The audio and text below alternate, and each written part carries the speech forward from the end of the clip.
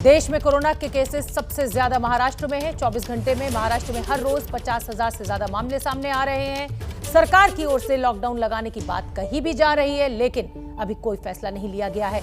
Lockdown के डर से लोग मुंबई से अपने घर की ओर लौटना चाहते हैं और यही वजह है कि आज भी लोकमान्य तिलक टर्मिनस पर लोगों की भीड़ दिखी। महाराष्ट्र में कोरोना संकट से निपटने के लिए क्या तैयारियां की गई हैं, इस पर बात करने के लिए मुंबई के गार्जियन मंत्री असलम शेख हमारे साथ जुड़ेंगे। उससे पहले आप ये दो तस्वीरें देखिए और अंदाजा लगाइए कि स्थिति इतनी भयावह है, लेकिन भीड़ जो है वो कहीं ना कहीं इस खतरे को लगातार बढ़ा रही है। आज नवरात्रि का पहला दिन है, उसको देखते हुए मंदिरों में भी भीड़ देखने को मिल रही है। सोशल डिस्टेंसिंग का पालन होता हुआ भी नहीं दिख रहा है।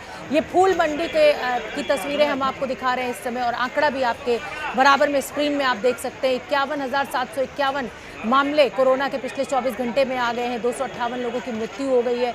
जो सक्रिय केसेस हैं वो 5,64,746 हैं। और ये फूल मंडी की तस्वीरें हम आपको दिखा रहे हैं मुंबई की, आप देख सकते हैं वहां पर भी कितनी भीड़ है। ये इस समय लोकमान्य तिलक टर्मिनस की तस्वीरें आपके सामने, दो तस्वीरें हम आपको दिखा रहे हैं। चाहे सब्जी मंडी हो, चाहे फूल मंडी हो, चाहे रेलवे स्टेशन हो, बस स्टैंड हो, भीड़ इसी तरीके से बेइंतहा है। कोई सोशल डिस्टेंसिंग का पालन नहीं। बहुत सारे ऐसे लोग भी हैं जिन्होंने मास्क नहीं लगा रखा है, और ये खतरा बड़ा इसलिए हो जाता है क्योंकि सबसे ज्यादा आंकड़ा कोरोना का अगर किसी राज्य से आ रहा है तो वो महाराष्ट्र से निकल कर आ रहा है। पिछले 24 घंटे में 51,000 से ज्यादा मामले सामने आ चुके हैं, लेकिन लोगों में कहीं ना कहीं पैनिक की सिचुएशन है। लोगों को लग रहा है कहीं ऐसा ना हो सरकार अचानक लॉकडाउन डिक्लेयर कर दे और हम यहीं फंस जाएं, जैसा कि पिछले लॉकडाउन के दौरान हुआ भी था। और उसके बाद आपने वो तस्वीरें भी देखी थी कि कैसे बसों और ट्रकों में लद लद कर ये मजदूर, ये लोग अपने घर, अपने गांव पहुंच रहे थे। तो इसी खतरे को भांपते हुए, इसी डर के चलते ये रेलवे स्टेशन पर भीड़ जुट रही है।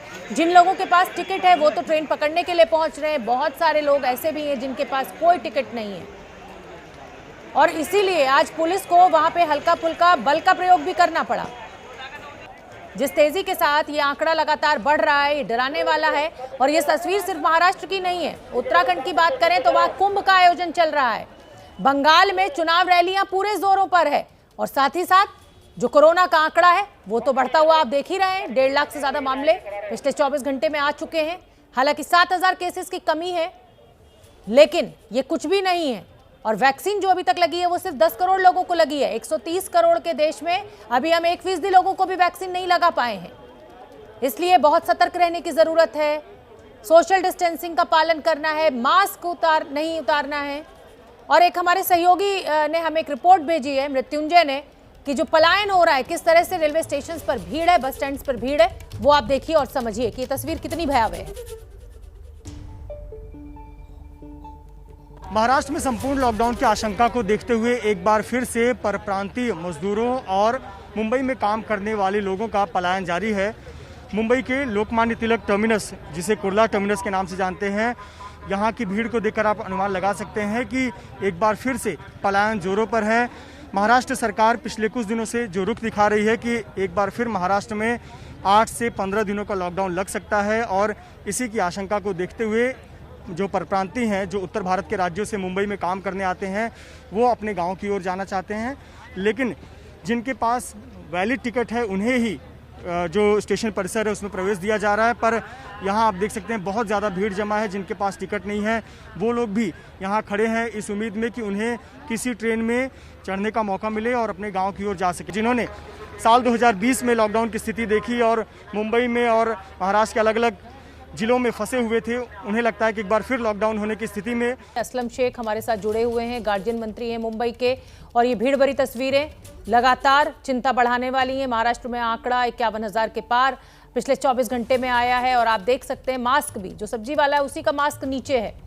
थोड़ी पर लोगों ने अपने मास्क लगाया हुआ है, नाक के नीचे मास्क लगाया हुआ है, और आंकड़े जो है वो विस्फोटक होते जा रहे हैं।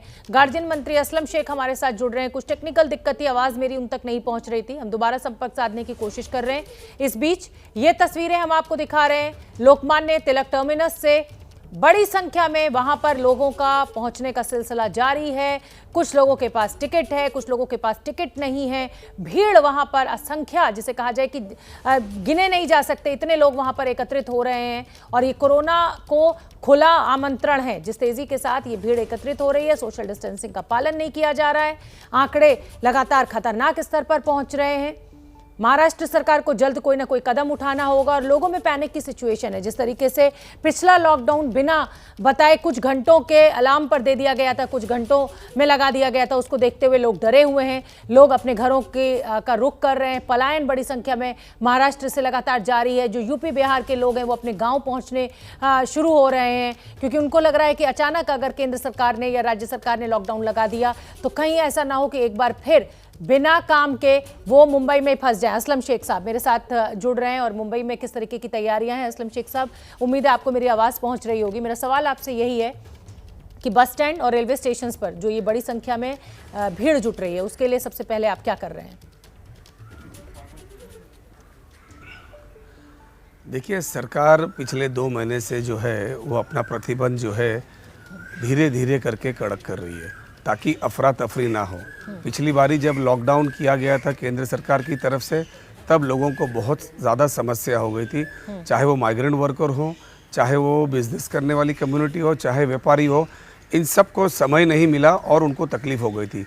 अब पिछले 2 महीने से हम कहते चले आ रहे हैं कि अगर ये चेन नहीं टूटी तो आगे चल के जो है सरकार को कड़क नियम करने पड़ेंगे। और मेरे ख्याल से पिछले 4 दिन से लोग समझ भी रहे हैं कि कुछ ही देर में या कुछ ही घंटों में जो है वो महाराष्ट्र सरकार जो है कुछ कड़क नियम कर सकती है। इसके लिए हमने लोगों को क्या लॉकडाउन लगाने वाले हैं? थोड़ी सी असलम तैयारी शेख साहब, मानसिकता में सीधा सवाल, क्या लॉकडाउन लगाने वाले हैं आप? देखिए, मैं आपको ये बताना चाहूँगा कि हमने जिस तरीके से प्रतिबंध कड़क किए हैं उसी तरीके से लोगों की अफरा तफरी ना हो, लोगों को तकलीफ ना हो, और उसी के तहत जो है ब्रेक द चेन, यानी चेन को तोड़ने के लिए कुछ भी आज फैसला लिया जा सकता है शाम तक। असलम शेख साहब, मैं आपसे ये जानना चाहूंगी, लगातार बैठकें हो रही हैं, हमें भी हमारे सूत्र बता रहे हैं, हमारे रिपोर्टर्स बता रहे हैं कि सरकार में विचार चल रहा है लॉकडाउन को लेकर, हल क्यों नहीं निकल पा रहा है? स्थिति विस्फोटक है। 51,000 से ज्यादा मामले अकेले महाराष्ट्र में आ गए हैं। टोटल 1.5 लाख में 50,000 मामले आपके यहाँ है महाराष्ट्र में। फिर ऐसे में ये देरी क्यों, विलंब क्यों? बिल्कुल सही बात है, लेकिन ये भी साथ ही साथ में देखना पड़ेगा कि एक तरफ कोरोना के केसेस जो है वो लगातार सबसे ज़्यादा महाराष्ट्र में आज आपको दिखाई दे रहे हैं।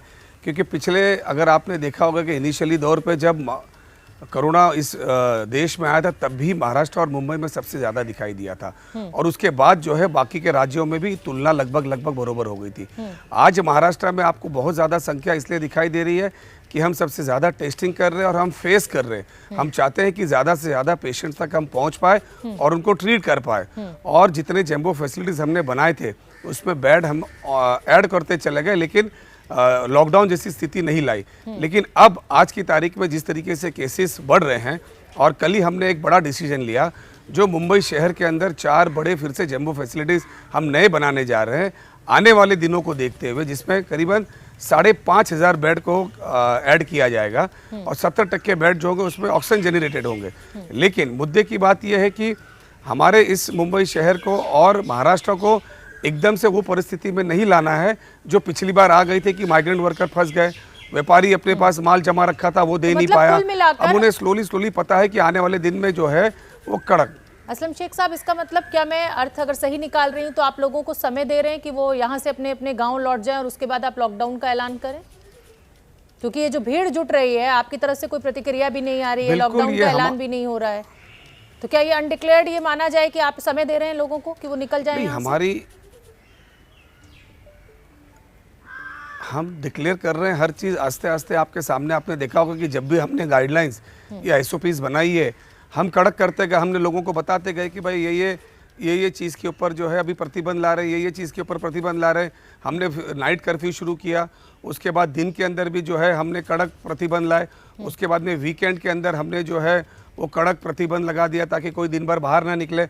उसके बावजूद अगर केसेस नहीं जमते, कम होते हैं, तो हमें आज ही के दिन जो है कोई बड़ा फैसला लेना होगा, और मुझे लगता है कि आज लिया जाएगा। लेकिन फैसला लेते समय ये ज़रूर देखा जाएगा कि लोगों को ज़्यादा दिक्कतें ना हो और वो सारी चीज़ें हम चालू रखें जिससे लोगों को अफरा तफरी ना हो। ठीक है, तो मैं बड़ी खबर इस समय के अपने दर्शकों को बताना चाहती हूँ। गार्जियन मंत्री मुंबई के असलम शेख साहब कह रहे हैं कि आज ही कुछ ना कुछ बड़ा फैसला लिया जा सकता है महाराष्ट्र सरकार के द्वारा। असलम शेख साहब, वैक्सीन का स्टेटस मैं जानना चाहूंगी। लगातार आपकी तरफ से आरोप लग रहा है कि आपको सही संख्या में वैक्सीन नहीं मिल पा रही है। क्या अब आपके पास वैक्सीन है?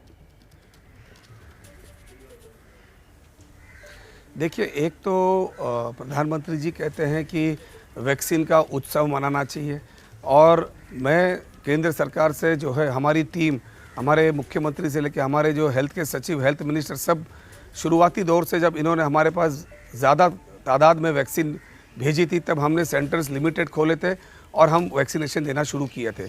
जब इन्होंने कहा कि आप वैक्सीनेशन दे नहीं पा रहे तो हमने बहुत ज़्यादा सेंटर्स खोल दिए। मुंबई शहर में और महाराष्ट्र के ज़िले में हमने वैक्सीनेशन सेंटर खोल दिए। उसके बाद वैक्सीनेशन की कमतरता होने लगी तो हमने उनसे संपर्क करना शुरू किया कि भैया यहाँ पे हमने इतने सेंटर्स खोले हैं और देश की आधी जो संख्या है वो कोरोना से जो इफेक्ट हुए वो महाराष्ट्र और मुंबई की है, तो उसके हिसाब से जो है हमें वैक्सीनेशन देना चाहिए। लेकिन आप देखिए कि जहाँ पे उनके हिसाब से मतलब जहाँ पे गुजरात हो गया, जहाँ पे हरियाणा हो गया, जहाँ पे मध्य प्रदेश हो गया या राजस्थान हो गया या ऐसे सारे जो उसमें जहाँ पे केसेस नहीं बता रहे वहाँ पे उन्होंने वैक्सीनेशन की संख्या हमारे से 3 गुना ज़्यादा दी और हमारे पास 7 लाख दिया, गुजरात में 24 लाख दिया, उत्तर प्रदेश में करीबन 48 लाख दिया। तो कहने का मतलब ये है कि उनको ये पता है कि जो महाराष्ट्र की स्थिति है उससे ज़्यादा वहाँ की स्थिति जो है खराब होने वाली है। लेकिन असलम शेख साहब, सरकार का तो ये भी कहना है कि वैक्सीन जो है वो आपके यहाँ खराब हुई, आप उसका सही इस्तेमाल नहीं कर पाए। इसको लेकर क्या जवाब है आपका? देखिए, आपको एक चीज़ बड़ी स्पष्ट बताना चाहूँगा कि सबसे ज़्यादा वैक्सीनेशन देने का काम अगर देश में कहीं हुआ तो महाराष्ट्र में हुआ। उसके बाद जो खराब होने का जो पैमाना है, मैं आपको कहता हूं कि सारे स्टेट का आप डेटा मंगा लीजिए। आप सारे स्टेट में जो है डेटा देखिए, कहीं पे 60% खराब हुआ है, कहीं पे 5% खराब हुआ। अगर सबसे ज़्यादा कहीं पे कम अगर खराब की मात्रा है तो वो महाराष्ट्र में, क्योंकि पर्टिकुलर हर 100% के पीछे 5 या 4 ये मिनिमम होता। हम तो उससे नीचे रहे। कई स्टेटों ने तो 60% जो है लोगों में देने। आज हमारे पास इतने सेंटर्स है कि हमारे पास वैक्सीनेशन की कमी है। ठीक है, कहीं ना कहीं जो है केंद्र सरकार का वैक्सीनेशन ड्राइव का जो मैनेजमेंट है वो फेल हुआ है। पिछली बार जब कोरोना की पहली लहर आई थी तो धारावी जो है उसमें स्थिति विकट हो गई थी और धारावी क्योंकि डेंसली पॉपुलेटेड है, बहुत करीब करीब वहां पर लोग रहते हैं। धारावी को लेकर क्या कदम सरकार के द्वारा उठाए जा रहे हैं कि स्थिति एक बार फिर वहां विस्फोटक ना हो जाए? देखिए, पिछली बारी जो वेव आया था उसमें स्लम जो थे, धारावी हो गए, गणपत पाटिल नगर हो गए या मुंबई शहर के अंदर जो बड़े बड़े स्लम थे उसमें ज़्यादा जो है लोग इफेक्ट हुए थे। ये जो अभी सेकेंड वेव जो है, ये सेकेंड वेव को ध्यान में अगर आप देखोगे तो जो हाई राइजिस बिल्डिंग है, जो मिडिल क्लास के लोग हैं वो ज़्यादा इसमें इफेक्टेड हुए। स्लम्स में इतनी ज़्यादा मात्रा में नहीं फैला है। लेकिन चाहे स्लम्स का हो चाहे बिल्डिंग्स का हो, जो पेशेंट्स तैयार हुए उसमें 85% जो पेशेंट्स हैं वो एसिम्टोमेटिक है और बाकी जो है जिनको जो है हॉस्पिटल में ऑक्सीजन की ज़रूरत लगती है या फिर आईसीयू की ज़रूरत लगती है, उस मात्रा में अभी तक का हमारे पास सारी तैयारियां थी। इसलिए हम जो है वो रिस्ट्रिक्शन आस्ते आस्ते ला रहे थे। अब हमें वापस आगे बड़ी तैयारी करनी पड़ेगी। वो तैयारी को ध्यान में रखते हुए हम जो है कल जो निर्णय लिया है कि मुंबई शहर में हम 4 नए बड़े जम्बो फैसिलिटीज़ शुरू कर रहे हैं। जो पहला जम्बो फैसिलिटी जिस तरीके से मुंबई शहर में खड़ा किया था उसी तरीके से बाकी के राज्यों ने भी किया था, जिसमें 5,500 बेड्स जो है लगाए जाएंगे। ठीक है, बहुत बहुत धन्यवाद असलम शेख साहब, आपने एबीपी न्यूज़ के लिए समय निकाला और बड़ी जानकारी आप दे रहे हैं कि आज सरकार कोई बड़ा फैसला ले सकती है, यानी महाराष्ट्र सरकार हो सकता है आज लॉकडाउन का ऐलान भी कर सकती है।